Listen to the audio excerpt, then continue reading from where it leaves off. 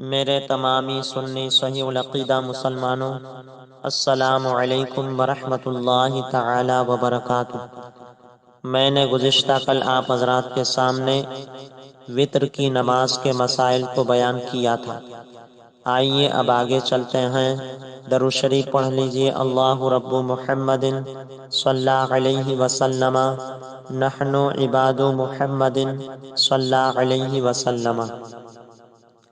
فرماتے ہیں سنتیں بعض مؤکدہ ہیں کہ شریعت میں اس پر تاکید آئی، یعنی شریعت نے اس کو سختی سے عمل کرنے کا حکم دیا۔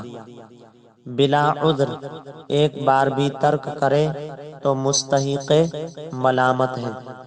ملامت یعنی برا بھلا کہنا، مستحق ملامت یعنی برا بھلا کہے جانے کا حقدار ہے۔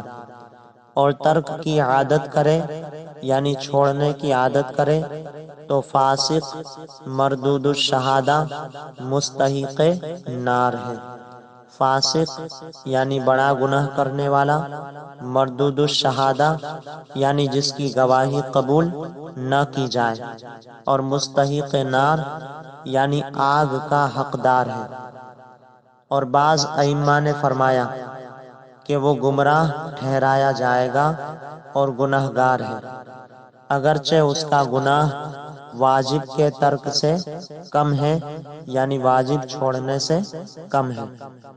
تلویح میں ہے، تلویح ایک کتاب کا نام ہے، کہ اس کا ترک قریب حرام کے ہے۔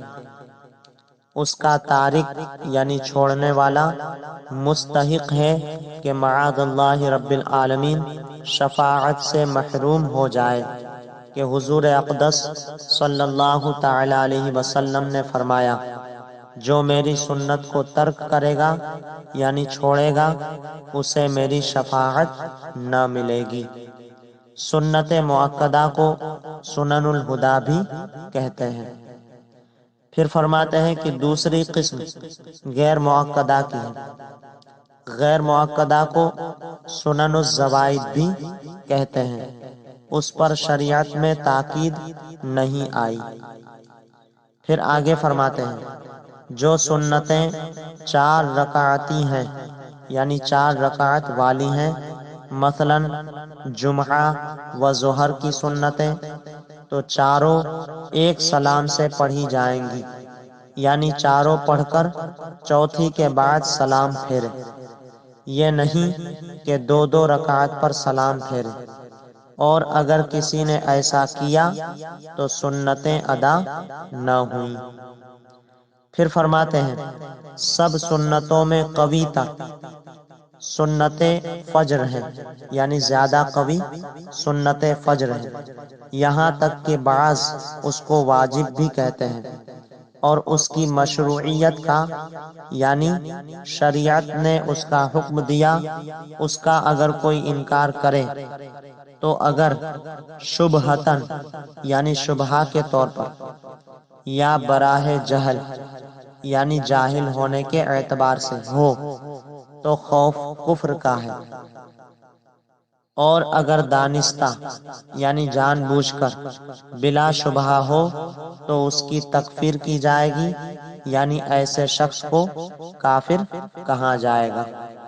لہذا یہ سنتیں بلا عذر نہ بیٹھ کر ہو سکتی ہے، نہ سواری پر، نہ چلتی گاڑی پر۔ ان کا حکم ان باتوں میں بالکل وتر کی طرح ہے، یعنی نماز وتر اس کی طرح اس کا حکم ہے۔